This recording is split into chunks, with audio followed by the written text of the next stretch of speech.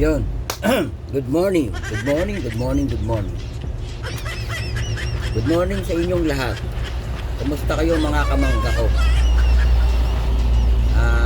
Andito na naman tayo syempre sa ating paboritong show, ang Batean Portion.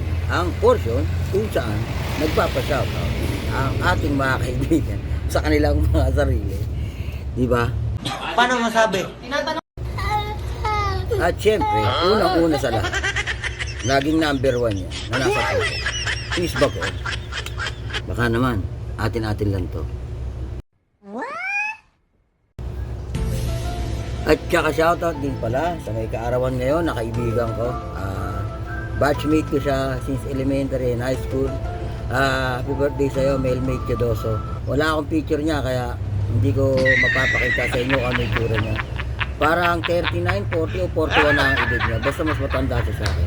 So yun lang sa lahat ng mga followers ko. Araw-araw kayong mag-ingat. Lagi niyong tatandaan.